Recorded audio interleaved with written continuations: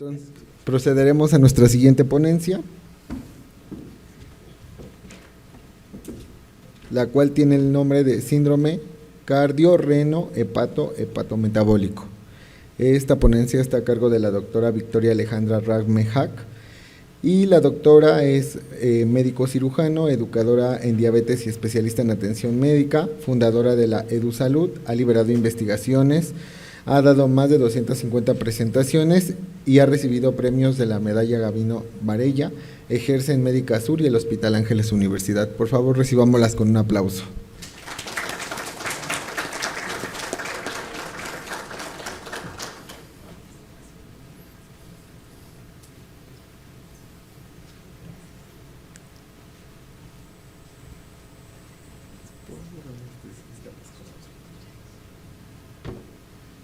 Buenas tardes a todos, gracias por estar aquí aprendiendo y compartiendo todos conocimientos. Agradezco la amable presentación.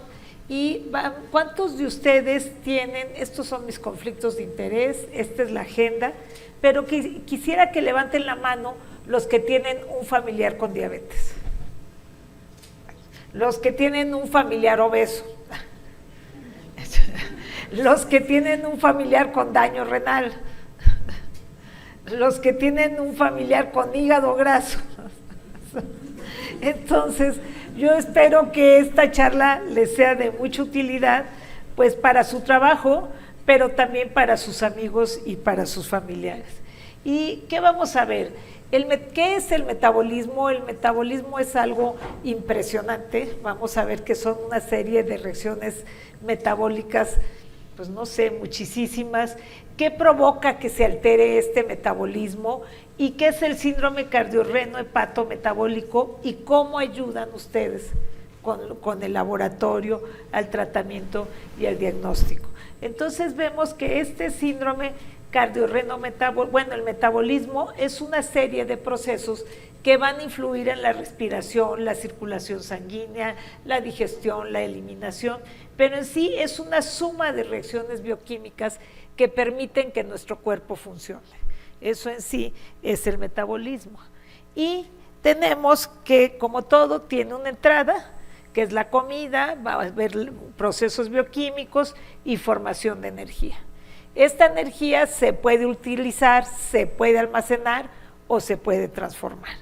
Y vemos que tenemos carbohidratos, grasas, proteínas, y lo que van a formar es el ATP, que es la monedita de recambio de nuestro metabolismo.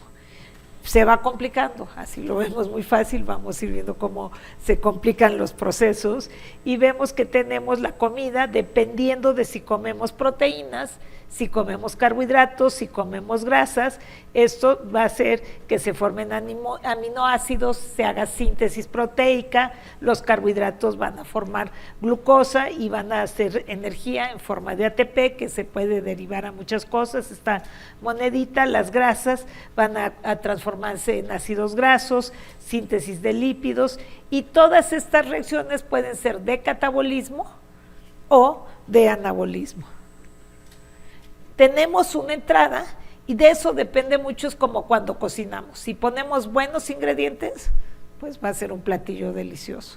Si ponemos malos ingredientes, vamos a trabajar igual con muy malos resultados. Tenemos aquí los macronutrientes, los micronutrientes, vitaminas y la microbiota. La microbiota va a ser una parte muy relevante en la absorción de diferentes vitaminas, minerales, grasas. Entonces, en estas entradas vamos a tener los carbohidratos, las proteínas, las grasas, minerales, selenio, zinc, magnesio, vitaminas hidrosolubles, liposolubles, y dependiendo de nuestra microbiota se absorben o no se absorben todos estos nutrientes. En este proceso vamos a tener las instrucciones del ADN, que es la epigenética, vamos a tener enzimas y una serie de reacciones bioquímicas, y la salida, vitaminas, minerales, enzimas, carbohidratos, proteínas, grasa, colesterol.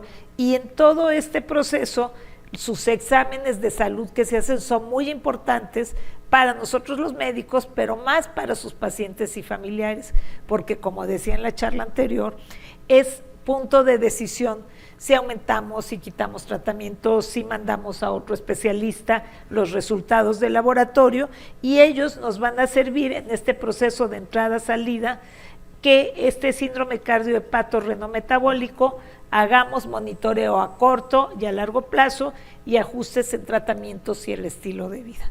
El estilo de vida entonces es la punta de donde empieza el punto de partida de esta enfermedad. No, entonces no me mató el síndrome cardiorrenometabólico, pero sí la tarima.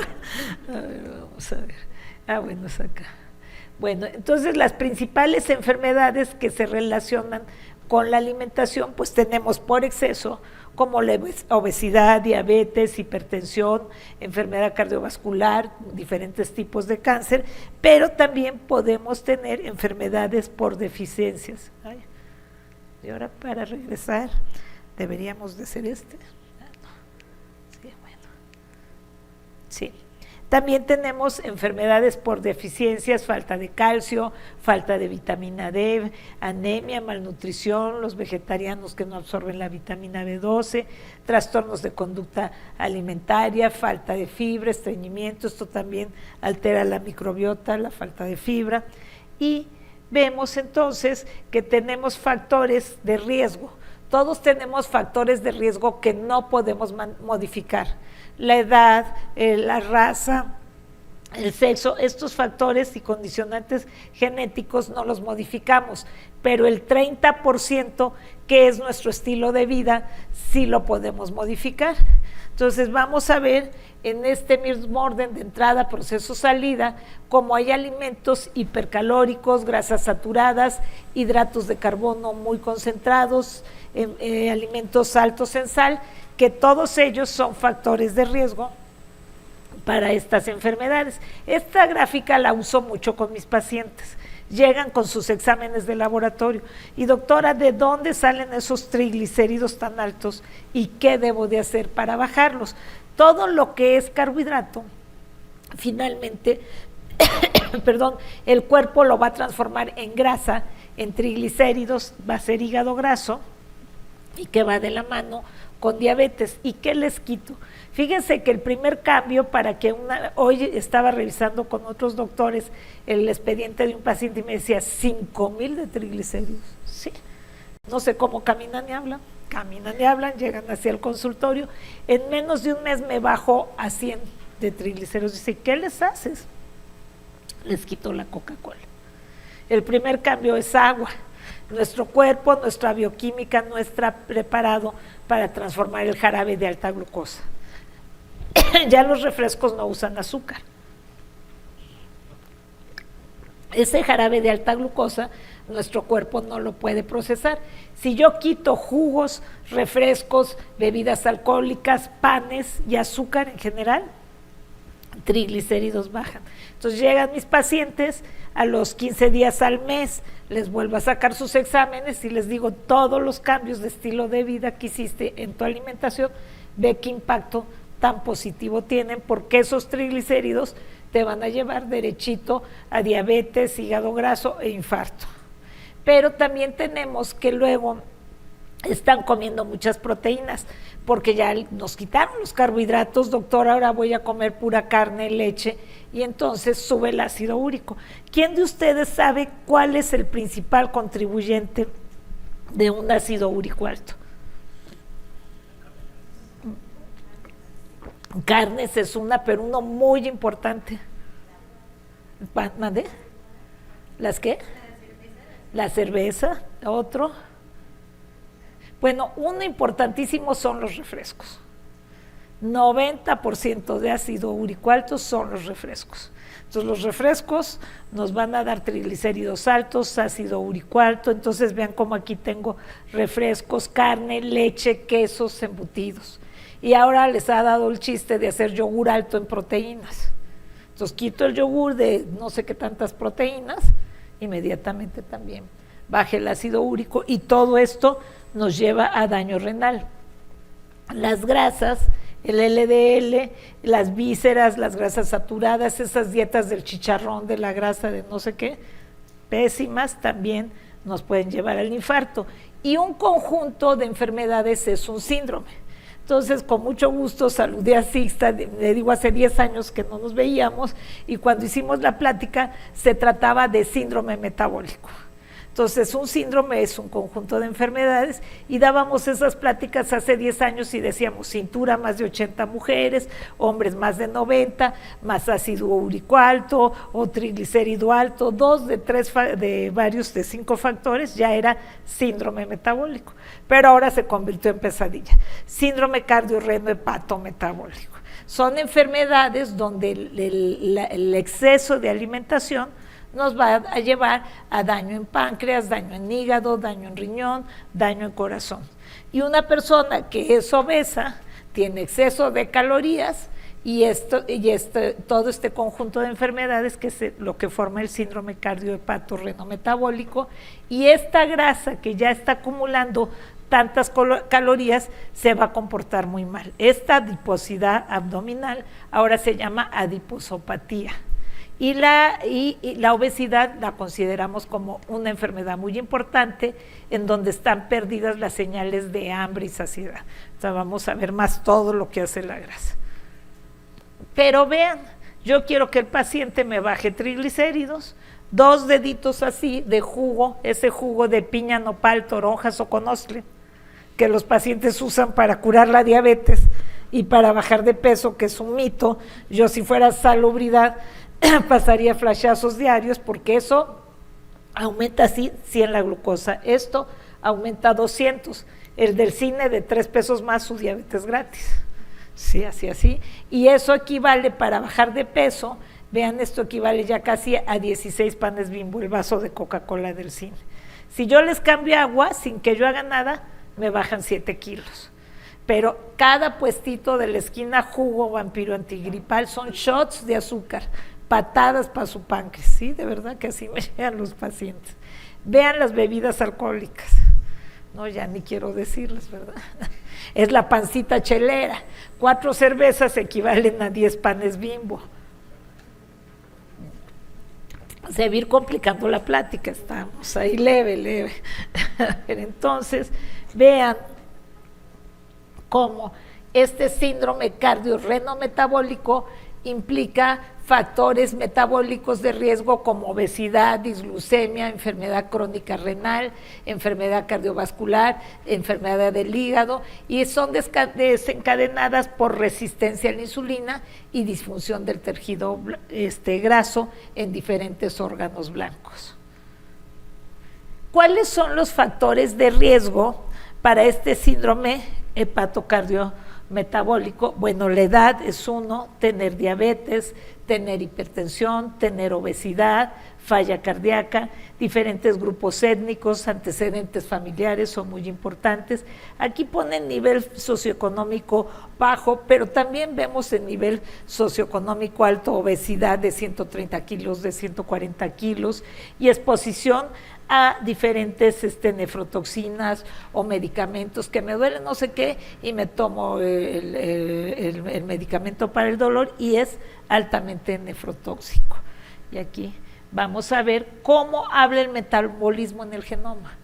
¿Cómo es esta charla, la epigenética? Nosotros tenemos que lo que estamos comiendo o lo que estamos dejando de comer, tenemos una parte en los genes que está encriptada, tenemos el ADN, y en este ADN hagan de cuenta que lo vamos a jalar, que tenemos los cromosomas, los vamos a jalar como si fuera una madeja, y en esa madeja vamos a tener los genes, pero hay unos que están así, juntitos, los nucleosomas, y tienen unas colitas. Estas colitas o histonas es donde se van a pegar diferentes factores epigenéticos. Muchos es la alimentación. Por ejemplo, la embarazada que no toma ácido fólico, estos genes no van a expresar salud porque no tienen el ácido fólico. Es como el password de la cuenta del banco. Cuando está esta histona, esta colita se pega, por ejemplo, el ácido fólico, se abren todos estos nucleosomas y entonces van a expresar salud porque se expresan algunos genes, o al contrario van a expresar enfermedad. Si se reprimen no se expresan los genes, pero esto no pasa solo en el embarazo, pasa a lo largo de la vida. Hace rato con los doctores que estaba les platicaba que cuando el azúcar tiene grandes variaciones, esta variabilidad va a hacer que estos genes se abran, se exprese una proteína P66 que se va directo al endotelio, a los vasos, y es lo que va a dar el daño en la retina, el daño en el riñón, el daño en la vasculatura periférica. Entonces vean que cómo le habla el metabolismo al genoma, pues con lo que comemos o con lo que dejamos de comer o con las radiaciones solares. Son muchos factores epigenéticos que pueden alterar nuestro ADN y expresar enfermedades. Vean entonces que el metabolismo cambia el destino celular. Las células no solo producen energía, también van a sintetizar metabolitos, componentes básicos de la biología molecular, y es una vía crucial para regular el proceso de toma de decisiones de la célula. La célula entonces puede cambiar, el metabolismo puede cambiar el destino de nuestras células, hacerlas cancerosas, hacer las células sanas, estrés oxidativo, inflamación. Ahorita vamos a ir viendo a qué se dirige todos los nuevos blancos terapéuticos. Vean aquí cuáles son los cambios metabólicos en la enfermedad cardiovascular. La mitocondria, que es el lugar específicamente donde se lleva todo el intercambio de reacciones bioquímicas y energéticas de las células, tenemos que si en el daño cardíaco las cetonas van a formarse más cetonas oxidadas, estas cetonas oxidadas y los ácidos grasos que también van a formar diferentes vías metabólicas, así como el aumento de glucosa, va a dar estrés oxidativo, inflamación, y esto nos va a llevar a falla cardíaca. En la diabetes tenemos otras vías bioquímicas que están fallando, va a haber oxidación de la glucosa, resistencia a la insulina, formación de cetonas y también alteraciones en las vías de los ácidos grasos. Todo esto que ven así como que muy metagalácticos son blancos terapéuticos, eso es impresionante.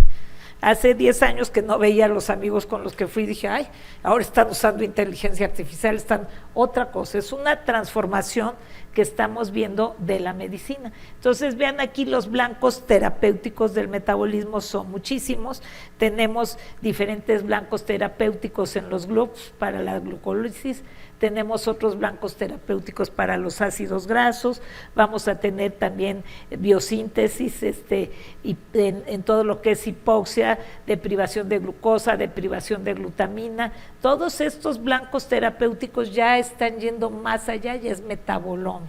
Entonces les dije que se iba a complicar la plática, empezamos con los panes Bimbo y ahorita se está poniendo más emocionante. Vean aquí todo lo que tenemos en los blancos terapéuticos de la enfermedad cardiovascular, que estamos hablando a nivel del metabolismo de la glucosa, de la resistencia a la insulina, pero también tenemos en los ácidos grasos, también tenemos otras vías terapéuticas que están alteradas y todo lo que es en la disfunción mitocondrial. Así lo que ven así como futuro casi ya está, porque a mis pacientes antes de la pandemia les mandaba hacer sus pruebas genéticas y me corrían los estudios genéticos y me decían qué podían comer, qué tipo de ejercicio podían hacer, qué tipo de medicamentos eran respondedores o no respondedores. Después llegaron unos investigadores del Politécnico y me dijeron, no, eso de las pruebas genéticas ya está muy atrasado. Ahora son pruebas del ARN mensajero. O sea, las pruebas genéticas sería como ver los huesos, una radiografía, pero ver cómo está funcionando el metabolismo es con los ARNs mensajeros, y ellos hacían sus paneles de pruebas de ARN mensajero, y eso lo estoy hablando de hace 6 años. Entonces vamos avanzando impresionantemente a lo que es la medicina personalizada, en los genes de cada persona. Aquí entonces vamos a ver que las enfermedades cardiovasculares y las anormalidades metabólicas tienen como denominador común resistencia a la insulina, hiperinsulinemia, inflamación y estrés oxidativo. Finalmente, esos son los mecanismos de daño. Bueno, ¿y cuál es la relación entre la hiperglucemia postprandial y las alteraciones metabólicas y el daño endotelial, porque finalmente yo les digo a mis pacientes, la diabetes no es azúcar alta, la diabetes es una enfermedad cardiovascular, en donde los vasos de nuestro cuerpo se van a tapar con tapones de grasa, pero también tapones de azúcar. Entonces, ¿qué es lo que va a pasar cuando estamos comiendo de más? Esta hiperglucemia nos va a llevar a hipercoagulabilidad, hiperfibrinolisis, disfunción del endotelio.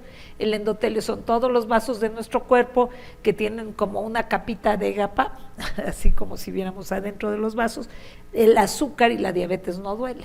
Entonces el paciente puede caminar con sus 3,000, 5,000 de triglicéridos o niveles de 500, 600 de azúcar, y no siento nada, doctora, no me duele nada, no me pasa nada. Entonces, todo esto está pasando en su organismo: estrés oxidativo, glucosilación, aumento de LDL, disminución de HDL. Por eso es tan importante cuando de sus tubitos estamos viendo cuánto HDL hay, cuánto LDL hay, resistencia a la insulina, disminución de la fase de insulina, aumento de ácidos grasos libres, inestabilidad de la placa, y es cuando viene el infarto cardíaco, el infarto cerebral, la enfermedad arterial periférica. Y es la obesidad, la adiposopatía, el inicio de este síndrome metabólico. ¿Qué necesito yo para diagnosticar obesidad? Una cinta métrica. Con una cinta métrica llegan, miden la cintura, mujeres más de 80, hombres cintura más de 90, se está acumulando grasa de daño. Ahorita vamos a ver cómo se hace toda esta pesadilla. Vean aquí qué bonito se ve, bueno, qué bonito, pero no es bonito, cómo se está viendo el tejido adiposo abdominal. Aquí si lo vemos toda esta grasa visceral. Y casi siempre nos referimos a la grasa visceral en el abdomen, pero les voy a pasar otras placas con grasa alrededor del corazón, grasa alrededor de los riñones, grasa en el hígado, grasa en el músculo, y yo les digo a mis pacientes, haz de cuenta que pides Amazon un paquete y en lugar de traerte un paquete te trae 1,000,000 de paquetes. Entonces todo el sistema se altera.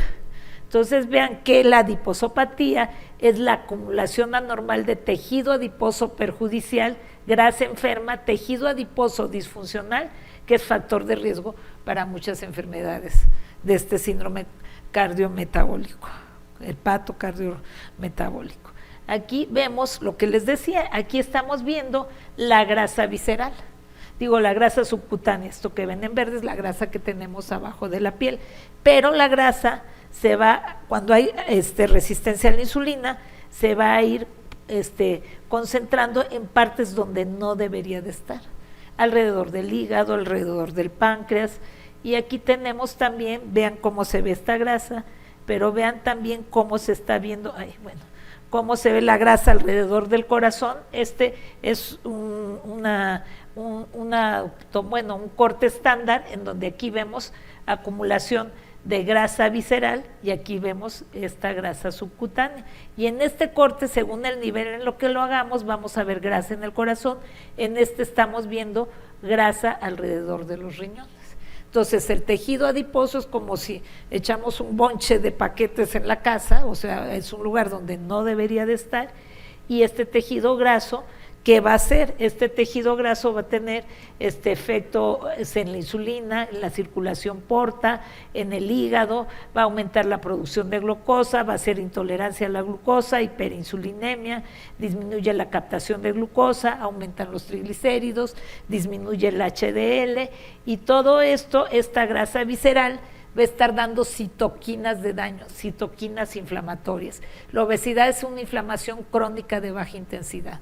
Entonces, esta inflamación crónica de baja intensidad va a empezar a hacer un desbalance entre las adipoquinas de daño con las adipoquinas protectoras, se van a empezar a formar muchos factores de daño de la grasa, va a haber disfunción de endotelio, inflamación, hipercoagulabilidad, hipertensión, dislipidemia y resistencia a la insulina. Entonces la historia empieza en el tejido adiposo.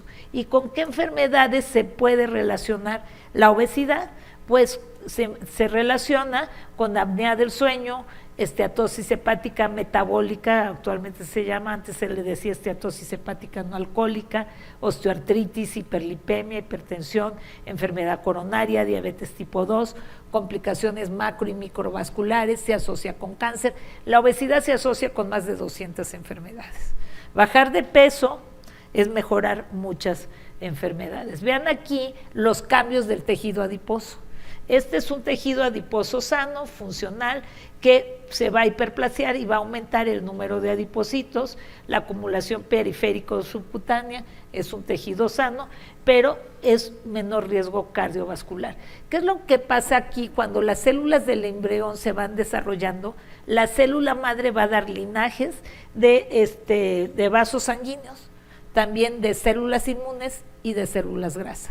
Entonces forma este paquetito en el que tenemos las células grasas, tenemos el tejido adiposo, los vasos sanguíneos, pero también tenemos células del sistema inmune como los macrófagos. Cuando están en equilibrio y todo está funcionando bien, no tenemos problemas. Pero ¿qué pasa cuando este adipocito se vuelve disfuncional? Se hipertrofia, no se hiperplasia, es como que se revientan, como que explotan estas células grasas, se acumula tejido adiposo visceral, van a bajar las adiponectinas que son de protección, entonces va a haber hipoxia en este tejido, hay hipertrofia y es una inflamación crónica que va a estar dando muchas citoquinas de daño.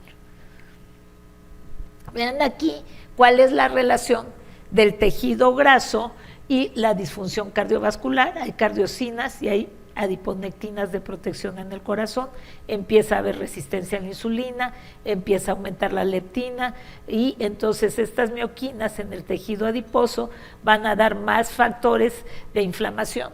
También en el páncreas son muchísimas, son más de 30 o más de 50, cada vez se descubren más factores que da el tejido graso y puede haber una regulación negativa que ven en las flechas rojas o una regulación positiva, pero cuando viene el desequilibrio, entonces vienen consecuencias de tejido adiposo aumentado, aumento de ácidos grasos, aumento de lectina, oxidación, viene la aumentina, vistafina, adiposina, son todos estos mensajeros del tejido adiposo, viene la esteatosis hepática, resistencia a la insulina, disminuye el gasto cardíaco, disminuye la secreción de insulina y nos va llevando al síndrome cardiorreno-hepatometabólico, daño en el hígado, daño en alteraciones de resistencia a insulina en el músculo, el corazón es un músculo, que también ahí vamos a tener alteraciones y esta adiposidad visceral está relacionada con resistencia a la insulina, inflamación,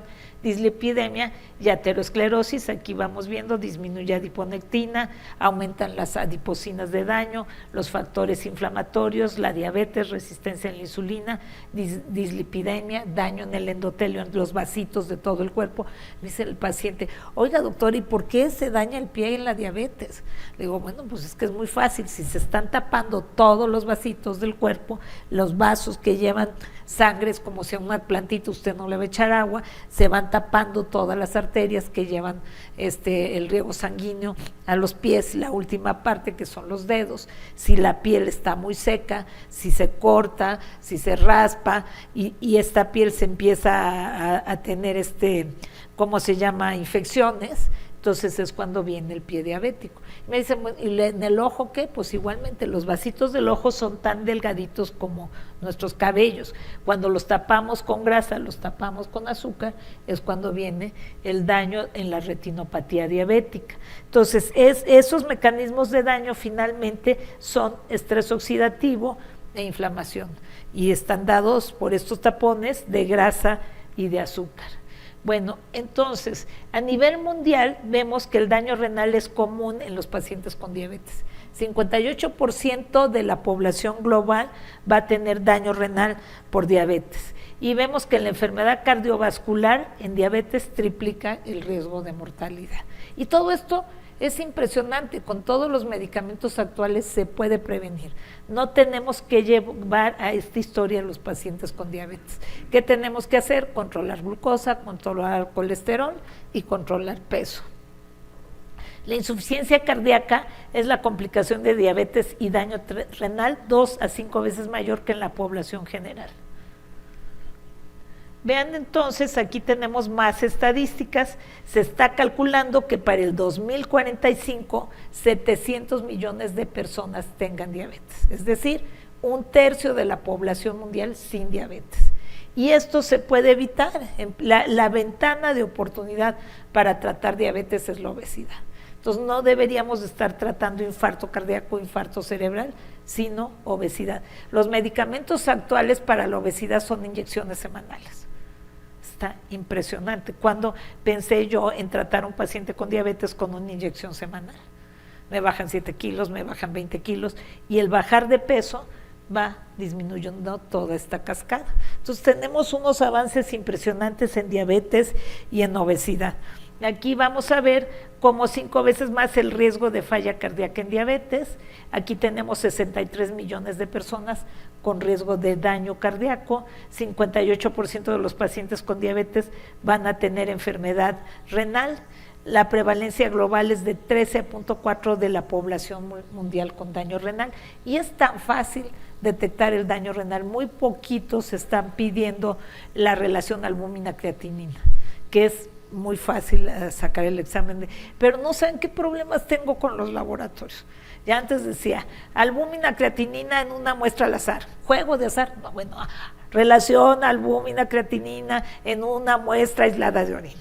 Bueno, y yo no entiendo por qué reportan miligramos, decilitros y miligramos, litros y no sacan la cuenta. Entonces, todos los médicos, cuando voy a dar la plática de daño renal, es un problemón, porque entonces hay que homologar la creatinina con la albúmina, y entonces convertirla a miligramos, gramos, hacer ¿cómo se llama? Hacer la división y luego multiplicar por 1000. Pero digo, bueno, ¿y por qué los laboratorios no lo hacen? De por sí los médicos somos negados para las matemáticas. Échenos una mano, y que estoy aquí en este foro, para que sea más sencillo el RACO, que es la relación albúmina-creatinina en el daño renal. Hay pacientes que tienen un filtrado glomerular de 80, pero una microalbuminuria impresionante, y en esos pacientes podemos hacer mucho, porque el riñón, cuando esté el filtrado en 30%, cambiamos la alimentación, controlamos diabetes, controlamos presión, y esos riñones me suben 70, 80, hasta 90% de filtrado. Entonces es muy importante también la detección temprana. Vamos a hacer otro resumen hasta aquí, y vamos a decir que el metabolismo es la suma de reacciones bioquímicas que permiten que nuestro cuerpo funcione. Las alteraciones del metabolismo por inflamación, disglucemia, daño renal y riesgo cardiovascular ocasionan el síndrome cardio-reno-hepato-metabólico. Se puede pedir toda esta cantidad de pruebas. Vamos a hacer las etapas del síndrome cardio-reno-hepato-metabólico y vamos viendo las pruebas que pedimos en cada una, ¿sí? Aquí la tenemos así, pero estaba hace ratito, antes de venir con ustedes, enseñándoles mi hoja de mi expediente electrónico, en donde tengo los análisis para diabetes, los análisis para detectar hígado, los de daño renal, y todo eso lo tengo como en una hojita de Excel donde vamos comparando los cambios. Porque luego, de aquí a que encuentro la hoja del año 2004, pues mejor lo vamos viendo en líneas, hasta se pueden graficar, y el paciente va viendo sus avances y también vamos ajustando los tratamientos. Vean entonces, aquí vamos a repasar los factores de riesgo. ¿Qué factores de riesgo ninguno de nosotros podemos cambiar para tener un infarto cardíaco, un infarto cerebral? La edad, el sexo, la genética, la raza y el origen étnico. Eso sí no está en nuestras manos, pero ¿qué factores sí podemos modificar?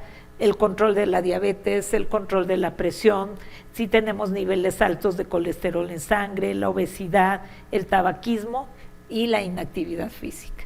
Entonces podemos, ahorita van a ver las etapas, que es etapa 0, y algunos de ustedes van a estar en etapa 0, no tener ningún factor de daño. Ahorita lo vamos a ir viendo. Bueno, ¿qué pasa con mis pacientes? Tengo pacientes de 34 años, 130 kilos, diabetes, dislipidemia. Si el paciente no hace nada, ¿cuál va a ser la trayectoria de su diabetes? pues la trayectoria de su diabetes va a ser tarde que temprano, antes de 40, 50 años, con un infarto cardíaco y un infarto cerebral. Entonces, toda esta historia y esta trayectoria la podemos cambiar fácilmente, ¿sí?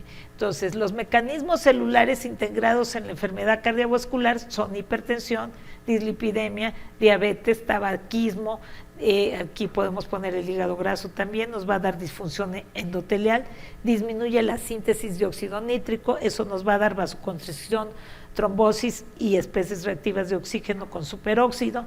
La actividad del COX también y el tromboxano, prostaglandina y prostaciclina van a estar aumentadas, va a haber inflamación, adhesión de leucocitos, permeabilidad endotelial, aumento de angiotensina 2, activación de células T, endotelina, vasoconstricción, movilización de calcio. Todo esto está dañando el endotelio y todo esto nos lleva a este síndrome. Vamos entonces a ver cuáles son las etapas, ¿sí? Entonces tenemos en este síndrome enfermedad cardiovascular aterosclerótica, insuficiencia cardíaca, tenemos diabetes y adiposidad y tenemos enfermedad renal crónica, hipertensión, dislipidemia, síndrome cardiorrenometabólico, remodelación miocárdica, fibrosis cardíaca, enfermedad cardiovascular, glomerulosclerosis, fibrosis tubulointersticial, enfermedad renal crónica y este síndrome cardiorrenometabólico. Vamos a ver cómo se está clasificando y cuáles son las etapas, qué exámenes vamos a dar en cada etapa y cómo nos van a ayudar. Bueno, también el tejido adiposo disfuncional. Entonces tenemos el estadio 0. De todos los que estamos aquí, piensen cada uno quién no tiene ningún factor de riesgo. O sea, los que estén en estadio 0, felicitaciones, ¿sí? El estadio 1 es exceso de tejido adiposo disfuncional. Entonces van a su casa, miden con su cinta métrica su cintura y dicen, estoy en estadio 1, aguas, ¿sí? Pero de ahí nos va a seguir el estadio 2 con factores de riesgo metabólico y enfermedad cardiorrenal. A ver, ¿qué factores de riesgo? Simplemente cuántos de ustedes tienen un abuelito o un papá o un hermano con diabetes o con hipertensión. Entonces muchos ya dicen, ay, bueno, caray, ya vamos en el estadio 2. El estadio 3, entonces ya es una enfermedad subclínica de este síndrome cardiorrenometabólico, y el estadio 4, pues ya tenemos daño en órganos blancos. ¿Y qué vamos a hacer en cada estadio 1? Entonces el estadio 0, pues seguir así, felicitaciones, si no es llegar a la fama, es mantener la fama, mantener el peso, una alimentación adecuada, hacer un poco de ejercicio y seguirse checando. Muchos de mis pacientes con diabetes al diagnóstico se sienten muy tristes. Yo les digo que el tener diabetes es cuidarse más. Muchos de mis pacientes aprenden a checarse. Me decía ahorita uno de mis colegas, dice, ¿cada cuándo les hace sus pruebas? Bueno, los puedo hacer cada 2, si están muy descontrolados, al mes siguiente a que se controlen. Si ya van controlándose, cada 3 meses, si ya están en supercontrol 2 veces al año. Entonces tenemos a corto plazo ver cómo está la presión, cómo están los niveles de azúcar, pero la verificación del coche es hacer todos estos análisis, y los pacientes, las personas que viven con diabetes se vuelven más sanos porque se están checando. Yo les pregunto a ustedes que trabajan en los laboratorios, ¿cuántas veces al año se hacen sus análisis? Los invito a que salgan de aquí a hacerse sus análisis y ver si no tienen esto del síndrome cardiopático-renometabólico, ¿sí? Porque decimos, yo tengo mi bata blanca, soy inmune. No somos personas que también tenemos riesgos y que también nos tenemos que estar checando. Entonces, ya cuando tenemos sobrepeso, ya tenemos la cintura aumentada, aguas, ¿no? Que ya estamos en el estadio 1, tejido adiposo disfuncional. Entonces, los valores de circunferencia de cintura, como les decía, para hombres más de 90 ya es una grasa de daño, mujeres cintura más de 80, pues también es grasa de daño. Y luego, si se miden busto, cintura, cadera, o tórax, cintura, cadera, y todo mide igualito, eso es hipotiroidismo. Me dije, sí, de verdad. Me dice mi paciente, doctora, me dijo que tengo cuerpo de ropotoplasia, hipotiroidismo. Así es, les digo, todas esas medidas. Fíjense que los cambios hormonales dan diferente distribución de la grasa. Entonces en tiroides es clásico. Y les da desde que llega el paciente, tiene daño renal. Ay, doctora, ¿por qué? Porque está amarillito, así como papel, ya no hay papeles calca o las copias, ¿no? Pero entonces, está color cobre, tiene daño hepático. Entonces, desde que entra el paciente, ya estamos sabiendo por las características clínicas.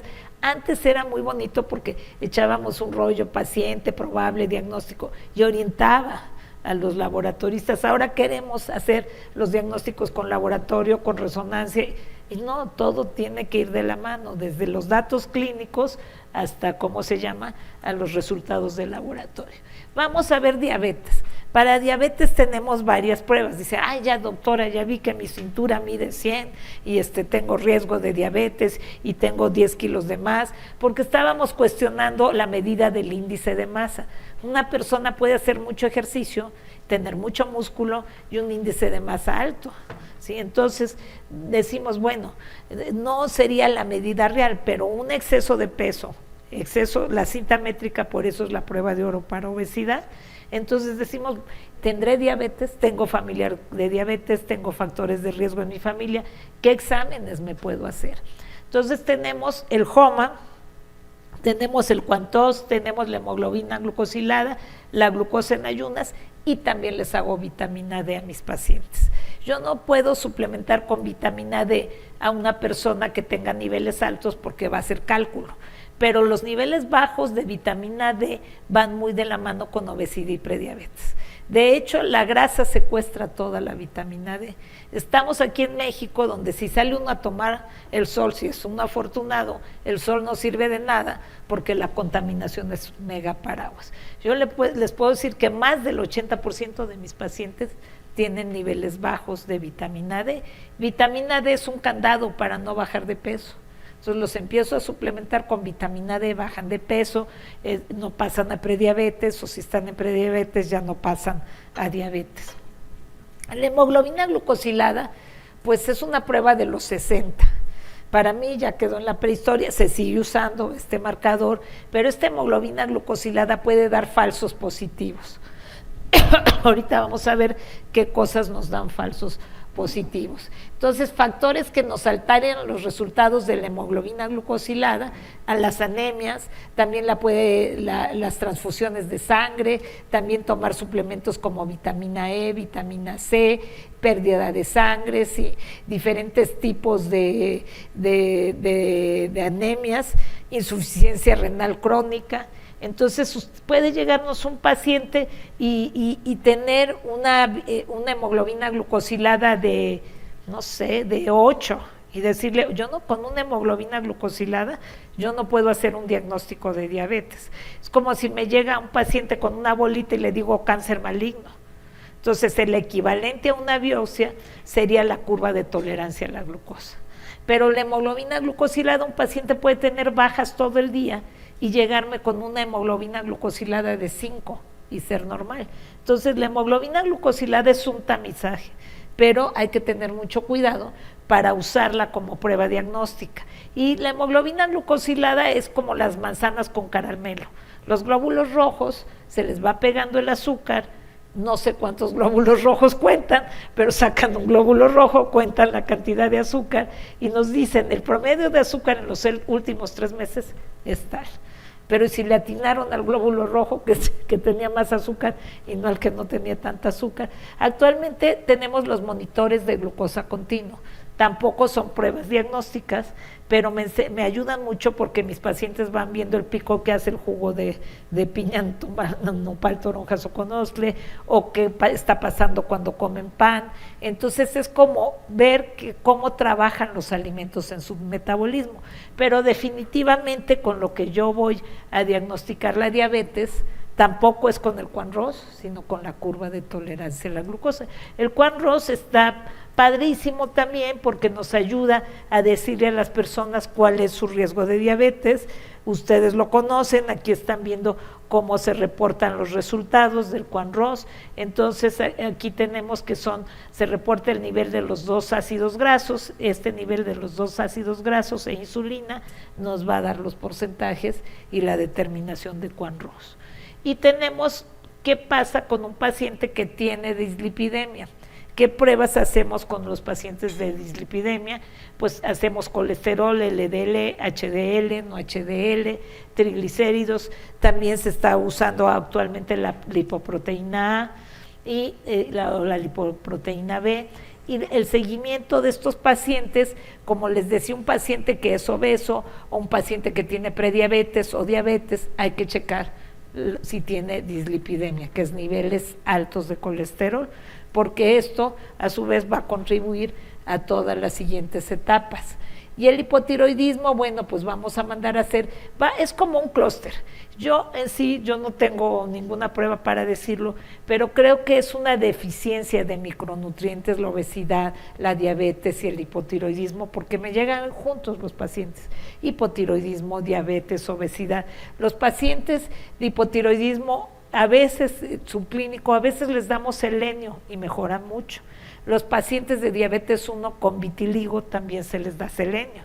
Y entonces yo digo que este es un entrecruce entre obesidad y diabetes. Actualmente con los nuevos medicamentos para bajar de peso, les estoy dando Zinc-Cel, así como de oído, y empiezan a bajar más, igual que cuando empecé a usar la vitamina D para que bajaran de peso. Pero entonces, si tengo un paciente obeso, puede ser que el perfil tiroideo salga en hipotiroidismo subclínico. ¿Y cómo detecto si la obesidad está dando alterados estos niveles? Pues con los anticuerpos antitiroxina y antiperoxidasa. Entonces ahí ya tomo yo una determinación si el perfil tiroideo está alterado por obesidad o si realmente es una persona propensa a hacer hipotiroidismo. Bueno, entonces ya estamos aquí. Ya vimos la etapa 0, entonces aquí vamos a ver la etapa en la que ya se está presentando en el estadio 2 factores de riesgo. ¿Cuáles son los factores de riesgo? La hipertensión, alteraciones en la glucosa y también hay riesgo moderado o alto de enfermedad renal crónica. ¿Qué pruebas vamos a hacer aquí? Entonces vemos, ¿cómo se llama? Entre los factores de riesgo que decíamos está la obesidad, el colesterol de alta densidad bajo, que es el HDL.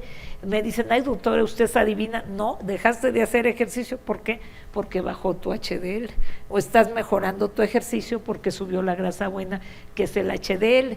Y si queremos calcular el colesterol no HDL, entonces lo único que tenemos que hacer es al colesterol total restar HDL y ya tenemos el no HDL, que es el resto de las otras partículas. Y tenemos los triglicéridos, me están dando una pauta de cuántos jugos, refrescos, aguas de fruta o bebidas alcohólicas está tomando el paciente. La glucosa de ayuno también, si ya me empiezan con glucosa de ayuno de 200, de 300 y en un desayuno mexicano que viene el jugo, los chilaquiles, la fruta y el pan de dulce, pues eso es una reprueba de esfuerzo para el páncreas, ¿no? Entonces, aquí están los niveles de, bueno, ya vimos lo de la cintura, bueno, estamos viendo los niveles de la presión. Y aquí vamos a ver el diagnóstico de daño renal. ¿Cuáles son los marcadores para el daño renal? Bueno, tenemos el ácido úrico, que ya vimos que los refrescos aumentan el ácido úrico, la creatinina, electrolitos, el BUN, el examen general de orina, el antibiograma, la relación albúmina-creatinina, que es el RACU. Entonces, de entrada, ¿qué les pido a un paciente que me llega así, me hablan? Doctora, quiero que me dé consulta, pero por favor me puede mandar a hacer qué análisis voy a hacer antes de ir a la consulta. Bueno, de cajón les hago su vitamina D, su biometría hemática, su química sanguínea, su perfil tiroideo, su general de orina, urocultivo, microalbuminuria y la relación albúmina-creatinina.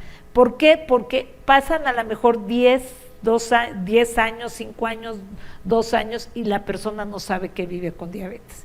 Y el daño renal ya está instalado. Entonces, ¿cómo voy a saber del daño renal si no mando a hacer estas pruebas? Y se dice, bueno, hágale las pruebas de relación albúmina-creatinina a lo mejor una vez al año, pero a lo mejor el paciente no se tomó el medicamento para la presión, el azúcar está en descontrol y va a empezar más daño renal. Entonces, dependiendo de cada tipo de paciente, le estoy haciendo estas pruebas cada 3 meses, cada 6 meses, sí. Bueno, Entonces aquí muchos ya de ustedes conocen la relación albúmina-creatinina, sabemos que la albúmina es una proteína muy grande que no la deben de filtrar los vasos del riñón, es como el filtro del coche, cuando están sanos estos vasos del riñón están cerraditos, cuando se van dañando se abren como un colador abierto y entonces van a tirar más albúmina y también cuando el riñón no está filtrando más van a subir los niveles de creatinina. Estas son algunas de las que uso con mis pacientes. Ustedes a lo mejor también ya conocen este calculador del filtrado glomerular, que únicamente necesito la edad del paciente. Este tiene peso y talla, pero nosotros nada más poner la edad, la creatinina, si es hombre o si es mujer, y nos va a dar el filtrado glomerular. Aquí les traje la gráfica que uso con mis pacientes, porque si son mi paciente y le digo, ¿sabe qué? Tiene una etapa de daño renal G3A. Pues qué bueno, doctora, ¿y eso qué? Si el riñón ni me duele. Bueno, mire, la etapa G3A resulta que solamente le está funcionando la mitad de su riñón, ¿sí? Entonces el paciente dice, doctora, ¿y qué hago? ¿Cómo le hago para mejorar mi riñón? Al riñón y al hígado, los pacientes le tienen mucho respeto y pues les va muy bien cuando controlamos bien la presión, controlamos bien el azúcar y la cantidad de proteínas que comen. ¿Y qué haría yo para saber eso? Pues volverles a hacer sus pruebas. Ven el valor de la prueba de laboratorio y el valor del seguimiento en un paciente con diabetes. Si este paciente que está en G3A me hace cambios y yo le digo, bueno, vamos a volver, hay medicamentos muy nuevos para el riñón, es la finerenona a los 2 meses es impresionante cómo mejora la microalbuminuria. Entonces, ¿cómo veo yo si va mejorando o si no va mejorando? Pues tengo que volver a hacer estos índices, estas pruebas. Sí, pero yo así de Plaza Sésamo mejor con los pacientes, me dicen, les pones subrayado verde, amarillo y rojo, sí, mire, tiene puros focos rojos, mire, ya tenemos más amarillos, ya tiene todo verde, colesterol, triglicéridos, hemoglobina. Ay, doctora, estrellita, le digo, lo felicito, más años de vida para su riñón, para su pie, para su corazón. Tenemos otras pruebas también muy valiosas como las troponinas, el BNP y ProBNP. Actualmente el ProBNP es mejor porque tiene una vida más larga y cuando estamos usando estos mineralocorticoides se pueden afectar los resultados del BNP, pero todas estas otras pruebas van a ayudarnos a detectar la insuficiencia cardíaca. Tenemos los ecocardiogramas que podemos usar en tomografía junto con los cardiólogos. Entonces aquí tenemos otros análisis de sangre para lo que es la insuficiencia cardíaca. Tenemos el péptido natriurético, que cuando hay daño renal va a estar, cuando hay daño cardíaco va a estar aumentado. Son biomarcadores que son claves en la respuesta de disfunción cardíaca. Cuando están elevados nos están hablando de insuficiencia cardíaca. Las troponinas también en sangre pueden indicarnos daño cardíaco. La prueba de función renal de nitrógeno y creatinina. ¿Por qué? Porque va de la mano un paciente con insuficiencia renal, es un paciente también cardiópata. También tenemos el perfil tiroideo, muchos tienen hipertiroidismo y eso nos lleva a insuficiencia cardíaca, los análisis del colesterol y las pruebas también de función hepática en estos pacientes con insuficiencia cardíaca. También tenemos estudios muy importantes, aquí vemos la estratificación cardiovascular en población asintomática usando las troponinas y aquí tienen la clasificación según los niveles de troponina en hombres y en mujeres, nivel de riesgo bajo, riesgo moderado y riesgo elevado, pero cada laboratorio entiendo también que tiene sus rangos estándar según los reactivos que usen. Y aquí el perfil de laboratorio para dislipidemia es el colesterol total, el colesterol LDL, el HDL, los triglicéridos. Y entonces un perfil lipídico es muy importante porque nos diagnostica dislipidemias, nos detecta niveles anormales de lípidos en la sangre, que son estos tapones que se van a ir al corazón, al cerebro o la enfermedad arterial periférica. Entonces, pues imagínense, si usted tuviera un familiar con diabetes, ¿cada cuándo le gustaría que le hicieran sus pruebas? ¿Cada 2 años? ¿Cada 3 años? Que llegara sin pruebas, sin información. Entonces vean el valor tan importante tanto para las personas que viven con enfermedad cardíaca, con diabetes, el valor de los resultados del laboratorio, y para el médico. Y además también para el paciente que está viendo que todos los cambios y sus medicamentos, llega la típica señora ya de la menopausia, y yo, ¿por qué me tengo que tomar de por vida la atorvastatina, doctora? Yo, eso es malísimo, tomar medicamentos. A ver, si bajó tu nivel de estrógenos, van a subir tus niveles de colesterol, vas a tener igual de riesgo de infarto que tu esposo, entonces la tienes que tomar de por vida. La hipertensión, la obesidad, la diabetes, son enfermedades crónicas que hasta el momento no tenemos cura. Pues no me la voy a tomar. No te la tomes, mira, aquí tomándotela, ve como ya tienes menos de 70 de LDL, que es la grasa mala, que es la que te puede dar el infarto. Vamos a hacer algo, pasen 2 meses y vuélvete a tomar tu quimio.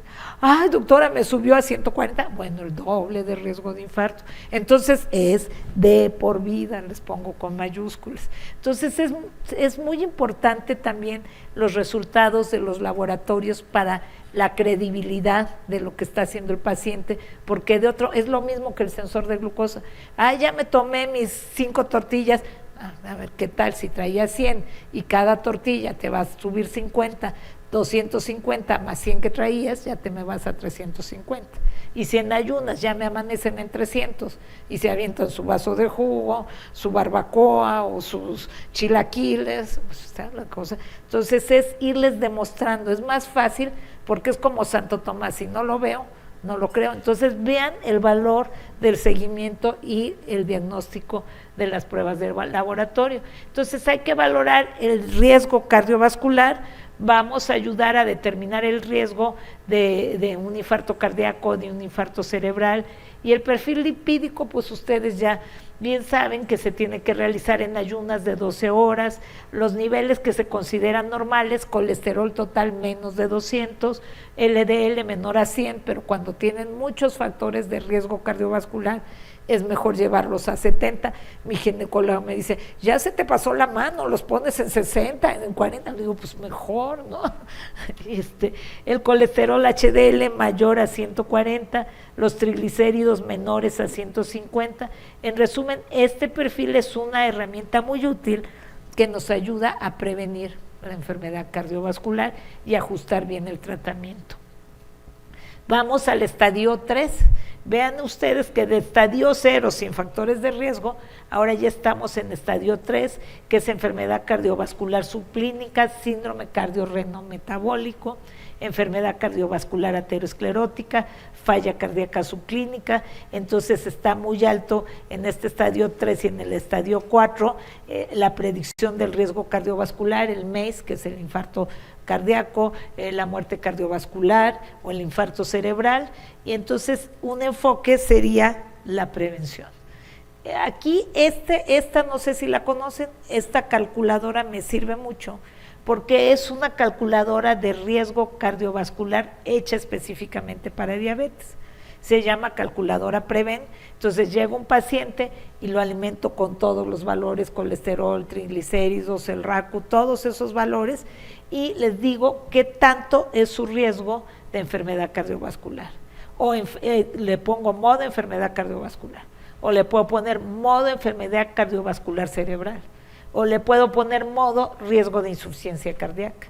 Me llegó una paciente de 63 años que ella me decía que tenía 3 años con diabetes, seguramente que tenía más, con un infarto cerebral. Y cada vez me llegan, era una paciente delgada, su índice de masa era normal, según ella 4 años con diabetes, y sus hijos la trajeron muy angustiados porque tuvo un infarto cerebral. Entonces metimos todos los factores de riesgo en la calculadora, después ajustamos la presión, ajustamos los niveles de glucosa, el peso, no teníamos problema con el peso, y al hacer la segunda vez después de 2 meses, su riesgo de otro infarto cardiovascular con todos los cambios que hizo bajó. Entonces, esta es una herramienta muy buena también para darle seguimiento, pero se alimenta de todas las pruebas de laboratorio que se hacen con el paciente. Entonces, vean aquí, aquí está el riesgo cardiovascular, un riesgo bajo. Si ustedes pueden meter sus parámetros en la calculadora y decir, a ver, ¿cuál es mi riesgo cardiovascular? Ya les tengo muchas chambas cuando lleguen a sus casas. Si no tienen colesterol, triglicéridos, váyanse mañana en ayunas 12 horas y hacen sus pruebas, ponen su calculadora de riesgo cardiovascular y dicen, a ver, ¿cuál es mi riesgo cardiovascular? Si es bajo, si es menor de 5, los felicito. Si es mayor, si es de 5 a 7, pues hay que tomar medidas. Si ya tenemos riesgo de 20, pues hay que abocarse más. Pero también le pueden decir, bueno, ¿y qué tanto es mi riesgo de infarto cerebral? Le ponen ahí a la calculadora, vuelven a alimentar sus valores y les va a decir su riesgo de infarto cerebral. ¿Y cuál es su riesgo de falla cardíaca? Insuficiencia cardíaca. Y ustedes antes decíamos, bueno, ¿a quién les daban los infartos? A los viejitos o de juventud tardía, ¿no? Pero actualmente son muchachos de 30 años, de 35 años, que yo digo, no puede ser, no está cambiando por las porciones tan grandes, por el estrés, por el estilo de vida, toda la trayectoria de estas enfermedades, y se puede cambiar. Bueno, hígado graso, y me dicen, ay doctora, yo no me quiero sacar biopsia y quiero saber si tengo hígado graso. ¿Qué prueba les mando a hacer? Con su química sanguínea, ¿qué parámetros tomo para? Se llama FB4. Nada más necesitamos la transaminasas, aminotransferasa, la alaninotransferasa y ahorita se las voy a poner. Entonces es un 90% de igual que la biopsia. Este es FB14 y toma las dos alaninotransferasas, la amino y alaninotransferasa, y toma las plaquetas y la edad del paciente. Y entonces nos determina el estado de hígado graso. Vean aquí, tenemos varias pruebas.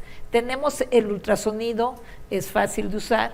También tenemos la tomografía, también tenemos la resonancia magnética o estos estudios bioquímicos o la biopsia.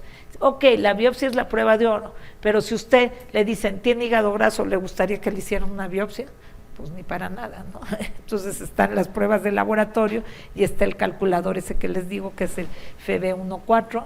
En Medical lo localizan, le alimentan los datos y le va a salir en qué estadio de hígado graso está. Me llegó un médico que es un ginecólogo, yo mi consultorio en Médica Sur lo tengo entre otros ginecólogos, yo no soy ginecóloga, pero estoy rodeada y llega y me dice, doctora, estoy muy preocupada, mi papá tuvo cáncer de hígado, mi hermano tiene hígado graso metabólico y yo me salió también hígado graso etapa 2. ¿Qué puedo hacer? Porque no quiero que me dé cáncer. Entonces, fíjense que es muy impactante cuando le llega a un paciente así o cuando llega un paciente con daño renal. Pero ¿por qué esperarnos a estas etapas cuando podemos hacer mucho desde antes? Y en esas etapas también. Entonces, aquí ya estamos en la etapa 4. A esa etapa no hay que llegar. La etapa 4 ya tenemos enfermedad cardíaca crónica, ya tenemos fibrilación auricular, ya como a mi paciente ya le dio el accidente vascular cerebral, está en falla cardíaca, ya tuvo una trombosis de una vena. Entonces, todo esto lo podemos evitar. Vean qué importante es el valor de las pruebas de laboratorio. Y qué importante es que nosotros, aunque manejemos todo lo que somos los profesionales de la salud, que también nos hagamos las pruebas, que también veamos en qué condiciones estamos. A ver, ¿quién? ¿Cada cuándo lleva a verificar su coche? ¿Y usted? Cada 2 años. Alguien que quiera mucho más a su coche. Sí, cada 6 meses, ¿no? Entonces, pues yo les digo, si tu coche lo llevas a verificar, pues tu cuerpo con más razón, ¿no? Estos análisis son la verificación del coche. No, pues yo, si llevo cada 2 años, mi esposo me mata, ¿qué te pasa? Se va a desvielar, cámbiale el aceite. Entonces aquí vemos que el paciente con síndrome cardiorrenometabólico requiere una valoración integral, con diferentes perfiles de laboratorio para su diagnóstico, pero también para su seguimiento, para su verificación del cuerpo. Bueno, un enfoque cardiorrenometabólico mejora el control y previene la progresión de las complicaciones. Bueno, aquí está mi correo electrónico, mi WhatsApp, estoy a sus órdenes. Quisiera ver si hay tiempo para preguntas o ya no hay tiempo, ¿sí? Adelante ustedes, o comentarios, anécdotas, reflexiones, todo se vale. ¿Alguna pregunta? ¿Todo bien? Sí. Ya quedamos Nos vamos con a ir a mucha hacer tarea, nuestro chequeo. con mucha chamba, ¿eh? Nos dejó traumados, pensando. Hay que ir al laboratorio, hay que hacer nuestro chequeo. Al laboratorio de su confianza, el que haya pasado la prueba del guaraná.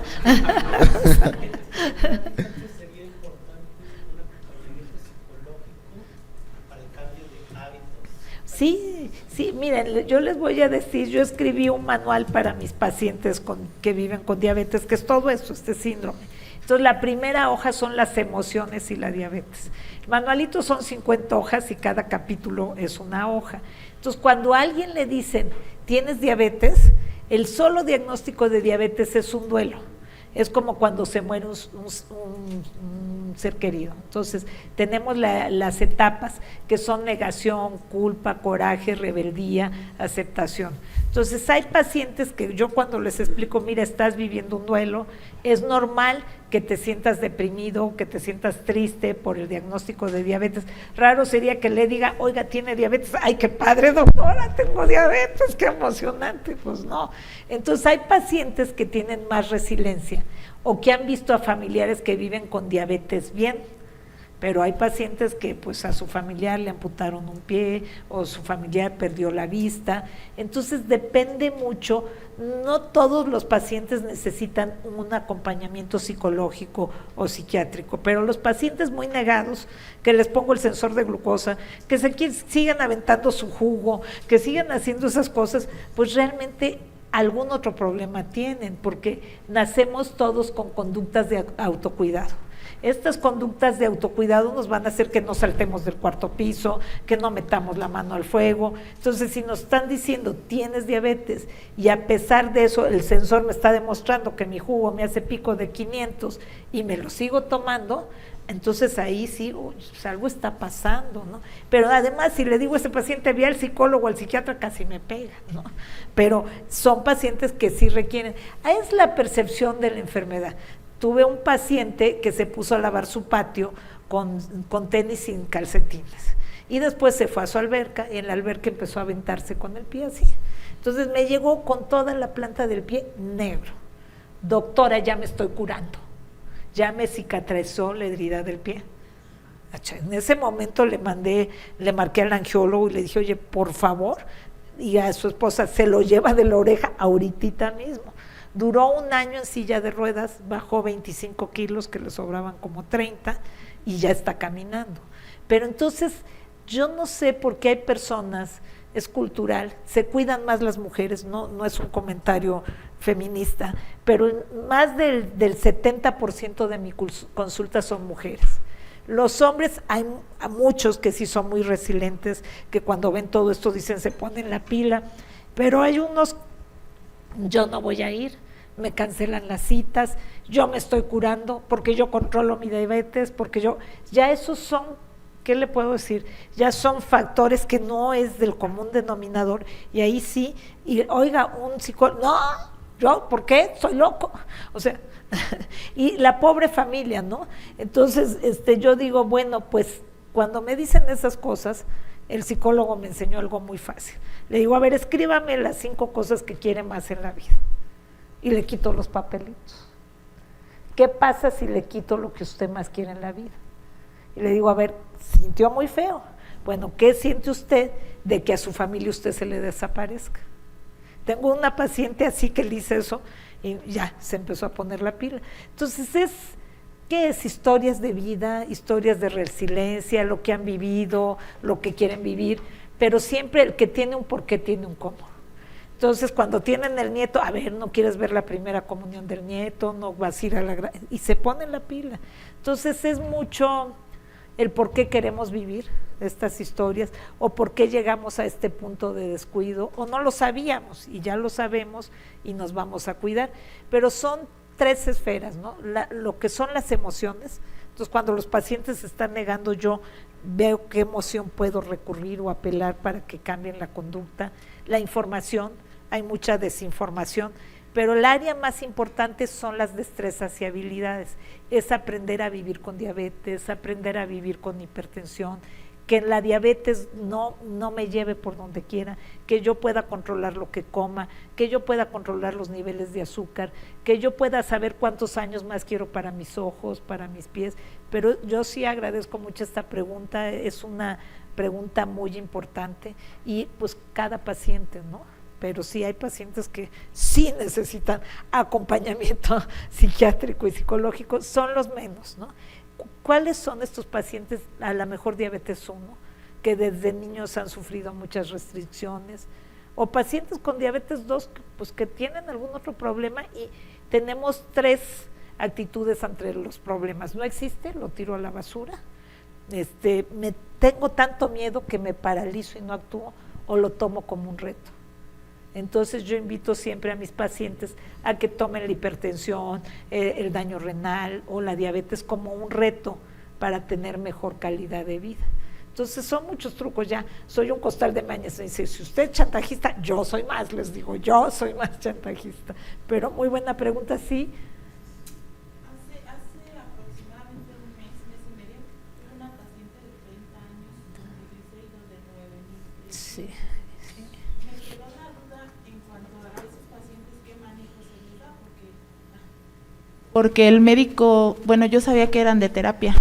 El médico no la mandó a terapia, la dejó en el consultorio, era un médico general, la dejó en la clínica. Sí le bajó los triglicéridos, pero cuando le bajó los triglicéridos le subieron las enzimas hepáticas, le hizo como un daño renal, una paciente de 30 años.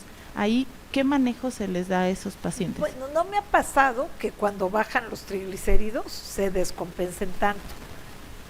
¿Qué es lo que pasa? Igual cuando me llegan con niveles muy altos de azúcar, yo les digo, bueno, yo en la siguiente comida te puedo tener en niveles normales, pero nunca los bajo de golpe. O sea, siempre es mejor irlos bajando poco a poquito, porque dice uno, ¿cómo caminan y hablan con esos niveles? El cuerpo, por ejemplo, cuando me llegan con niveles muy altos de azúcar, cuando de 400 los bajas a 300 ya sienten hipoglucemia. Entonces hay que irlos llevando poco a poquito. El riesgo con triglicéridos tan altos es una pancreatitis. Entonces ahí había que medir las enzimas pancreáticas. ¿Qué pasa? Bueno, no el caso de los triglicéridos. Me llegó un paciente con 400 de azúcar y le digo, a ver, ¿te sobran 200,000 pesos?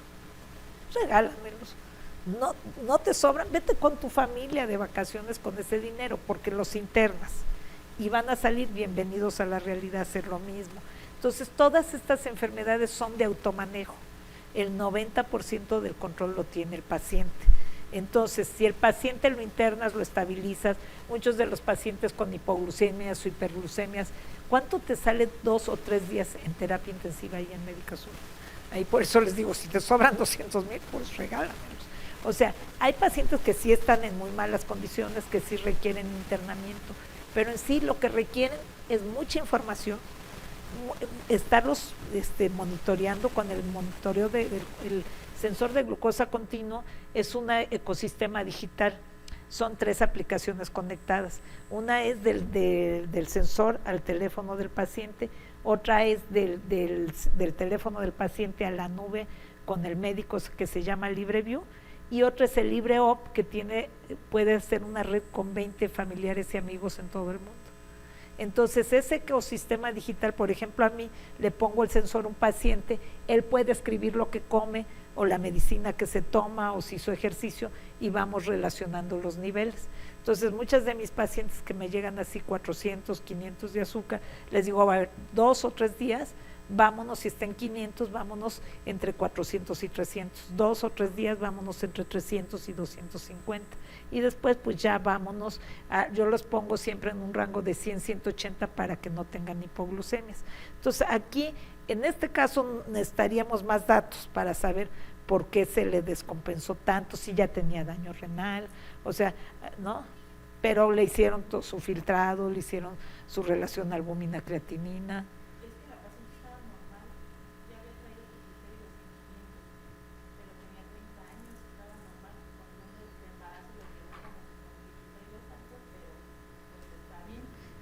Pero su bebé, ya cuando toda su bebé llegó porque le dolía la cabeza y la hospitalizaron y los triglicéridos se 9,000. es Y que en una semana se le bajó al parecito, pero de ahí comenzó a tener, se le alteraron los de la tirola, la GP, se le subió la de la creatinina.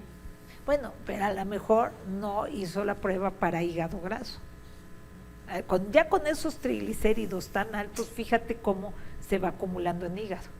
Entonces, a lo mejor ya desde ahí le hubiera hecho la relación transaminasa de las dos enzimas hepáticas, la alaninotransferasa, la alaninoaminotransferasa, y las dos enzimas hepáticas, las plaquetas.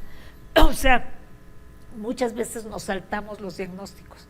Ahí no se le hizo un diagnóstico de fibrosis hepática. Entonces, a lo mejor esta paciente ya tenía una etapa 2 o 3 de daño en hígado. Porque, fíjate, antes decíamos síndrome metabólico, pero el hígado estaba. Entonces, ¿dónde se acumulan y hacen daño los triglicéridos? En el hígado. Entonces, yo creo que esta paciente pues ya estaba en etapa 2 o 3 de hígado graso. Y entonces, al bajar los triglicéridos, pues ya lo que se expresó fue el hígado graso, no tanto el daño porque la bajó, sino porque ella ya tenía un daño. Es lo que se me ocurre más. Imagínate cómo puede vivir un cuerpo con una nata de manteca inca en todas las arterias de todo el cuerpo, ¿no? Así, sí. Y ella pues probablemente tenía una dislipidemia familiar, disbeta-lipoproteinemia, que no se habían dado cuenta. Entonces ahí es hacerle la prueba a toda la familia también. Pero pues los pacientes, mira, tenía una paciente que estaba con 700 de glucosa, 800, y ha estado feliz. Ay, diabetes 1, ya me bajo a tomar mi La tercera vez que llegó al consultorio vomitó, se desmayó y se internó. O sea, entonces el cuerpo puede aguantar hasta que explota, ¿sí? Entonces, pero ¿por qué llegar a esos extremos, no? Sí, no, y ahí es negación de la enfermedad. Si ella ya vio que tenía triglicéridos de 5,000 y no le interesó y llegó con 9,000, pues dices, no. En COVID tuve como 3 personas, estuve atendiendo por Zoom a los pacientes y solo 3 se murieron porque no se quisieron tomar el tratamiento ni hacer nada. Entonces, son pacientes, uno de los familiares de esta paciente que se murió, me dijo, es que como se le murió el esposo, ella ya se quiso morir. Entonces, también ahí hay que ver que si ya una persona se está descuidando tanto, pues es como, ya no quiero vivir y no me interesa, ¿no? Porque imagínate que está terrible, ¿no? Pero yo en ese caso en especial pienso que ya tenía una cirrosis hepática avanzada y no se habían dado cuenta y todos estaban, porque es muy nuevo la relación de las transaminasas, ¿no? Entonces dices, es algo muy fácil de hacer, o haces el ultrasonido más las transaminasas, pero no pensábamos, o sea, se fue haciendo la tormenta horrible, ¿no? No, pues nada más era el páncreas. No, pues resulta que no es el páncreas, es el páncreas y el riñón, y no, pues el páncreas y el riñón.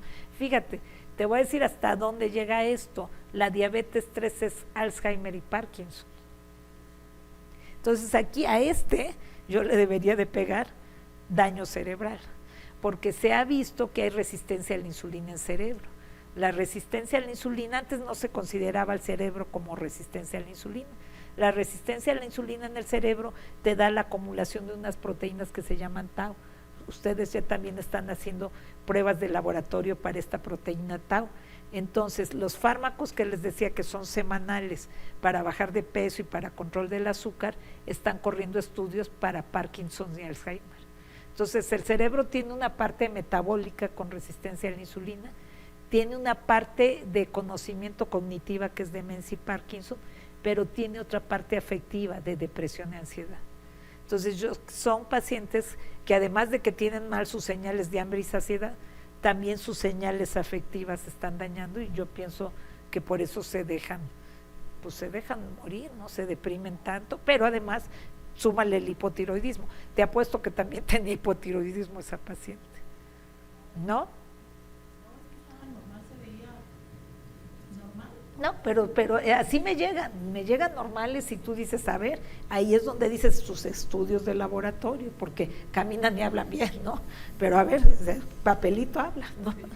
Y luego darle seguimiento. Y yo les digo, no es llegar a la fama, es mantener la fama, mantener estos cambios y estos exámenes de 10 toda la vida.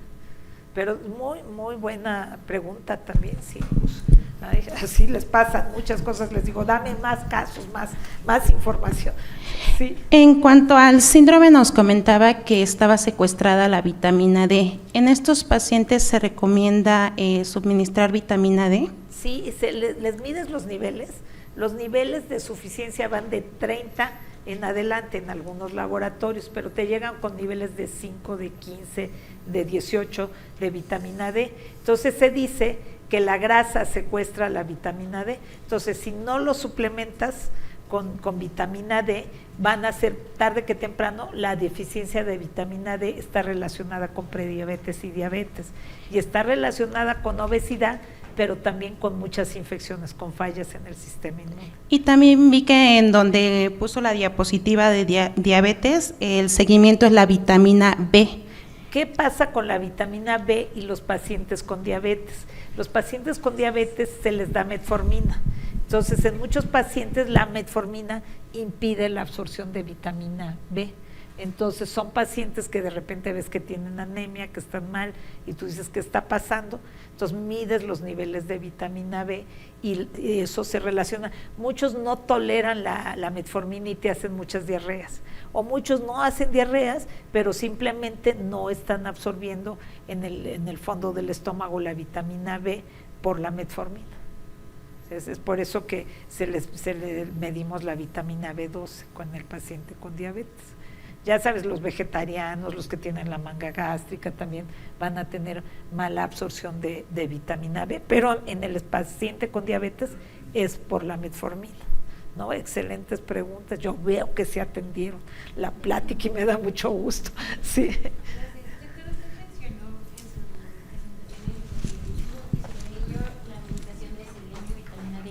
¿Esto debe de ser continuo? O sea, ¿es ya de por vida esta Pues medicación? Que mira, la vitamina D tenemos cómo medirla. Alguna vez fui a una plática de selenio en la Facultad de Medicina y decía, oigan, alguien le mide selenio a mis pacientes, porque yo sí estoy convencida de que niveles bajos de selenio van con diabetes, obesidad y tiroides, que es el entrecruce metabólico. Bueno, pues sí le iba a medir la vitamina del selenio a mis pacientes, esta investigadora, pero resulta que en ese entonces fue la influenza, no la pandemia, y ella tenía muchas muestras de influenza. Entonces me dijo que los pacientes de la influenza, la primera ola de influenza, tenían muy bajos los niveles de selenio, pero también después me explicó que muchos de los contaminantes como el cobre quelan muchos metales y afectan muchos minerales en el cuerpo, o sea, no es tan sencillo, pero imagínate que yo pudiera tener a mi acceso, en lugar de químicas sanguíneas y biometrías hemáticas, todos los oligoelementos del cuerpo. Estaría padrísimo. Entonces yo no tengo ningún papel ni un documento exacto más que la clínica, en donde digo, bueno, si un paciente con diabetes tipo 1 es falla autoinmune y tiene vitiligo y le da selenio y le va bien. Si un paciente con hipotiroidismo, en las guías no está la recomendación de suplementar con selenio, pero les da selenio y mejoran, porque para el paso de T4 a T3 se necesita selenio para la formación de las... O sea, son cosas que no están, pero dices, bueno, de lógica. Y luego en la pandemia ya viste que dimos mucho zinc para los virus.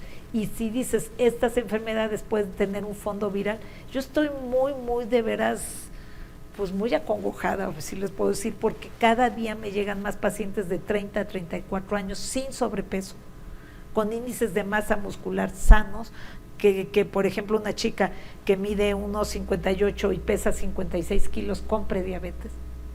Entonces yo lo que estoy pensando es que esta última ola de COVID de este año afectó algunos receptores, porque digo, no es posible. El típico de diabetes que llegaba cuando empecé mi consulta, pues era el viejito de 60, de 70 años, que yo les digo, es un páncreas arrugado, ¿no? Es como las arrugas, ya el páncreas se cansó, ya se echó y viene la diabetes. Así era la diabetes antes. Después empezó la ola de obesidad, en donde jovencitos de 130, 140 kilos por el exceso. Tú ves cómo se comen esas carnes brontodobles, vete al cine, las palomitas, que eran unas palomitas así, son unas cubetas. Entonces dices, ok, son las porciones, pero que este año me esté llegando gente de 34, de 40 años sin exceso de peso en prediabetes. Entonces yo digo, algo dejó el COVID. Entonces lo que hago, pues el zinc, ya ves que el zinc es muy bueno para las enfermedades virales, entonces les doy su Zincel. O sea, no hay ninguna guía, ningún estudio, pero sí es muy angustiante decir, bueno, ya esto ya está más complicado, digo, ya porque se comió mucho, ya porque será viejito, pero gente sana, gente joven, que va al gimnasio, que come bien y que te llegue en prediabetes, dices, pues es algo dejó el COVID, o es long COVID. Entonces, ¿qué podemos hacer? Pues no hay muchos estudios, no hay muchas guías, pero dices, bueno, si le das zinc y selenio, se lo vas descansando un mes, se lo vuelves a dar al mes, no le va a pasar nada. Si la vitamina D, actualmente ya se sabe que le están dando el grado de hormona porque hace muchísimas cosas en el cuerpo, todo en el sistema inmune, en muchísimas cosas tiene que ver la vitamina D y tenemos cómo medirla.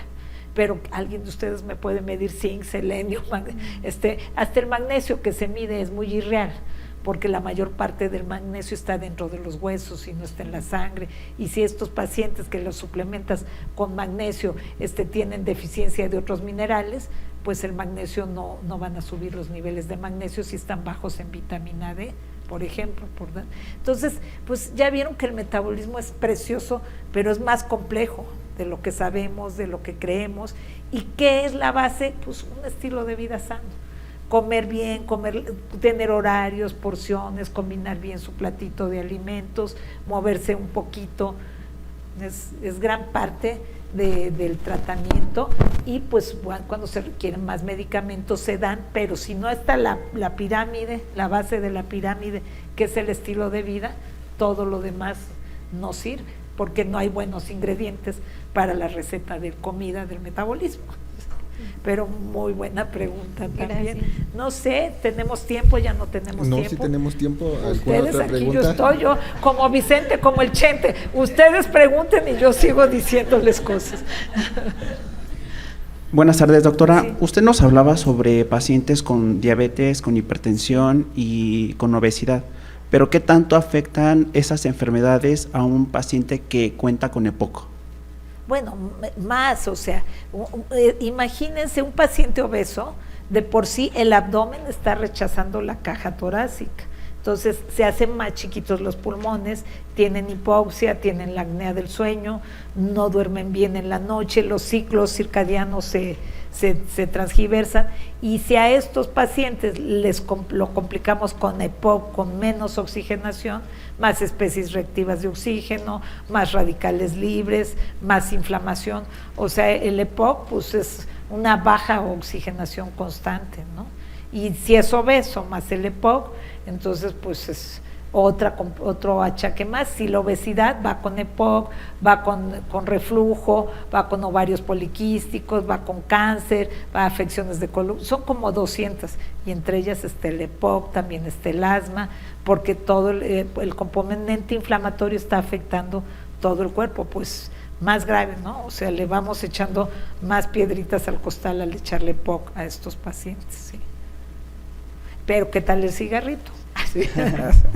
Bueno, ya afortunadamente la gente no fuma tanto, ¿no? Porque cómo fumaban, ¿no? Sí. No sé, ¿alguna otra pregunta? ¿Alguien, alguna cosa que nos quieran compartir? También se vale. Pues miren, les voy a ser honesta, más que el pan y la coca, lo que recomiendo es la tortilla, porque ven que la microbiota tiene un componente muy importante. Entonces, muchos pacientes son intolerantes también al gluten. Entonces, ahí también empieza el problema. Hay un libro que se los voy a recomendar, que les va a gustar mucho, que se llama La Revolución de la Glucosa. Entonces, el ginecólogo de al lado, que me bajó 22 kilos, dice, ponles el sensor y dales el libro que me recomendaste, el de La Revolución de la Glucosa. El libro de La Revolución de la Glucosa trata mucho sobre los carbohidratos, porque, pues sí, carbohidratos es azúcar, carbohidratos es pan, pero hay de carbohidrato a carbohidrato, ¿no? Entonces, hace rato yo les decía, es una vida con diabetes. El chiste aquí son los horarios. Entonces, hay gente que se despierta, no desayuna, come hasta las 4 y no cena.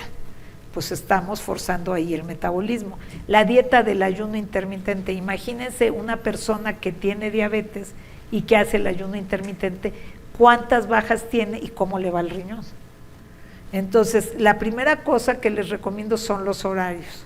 El segundo punto son las porciones, ¿sí?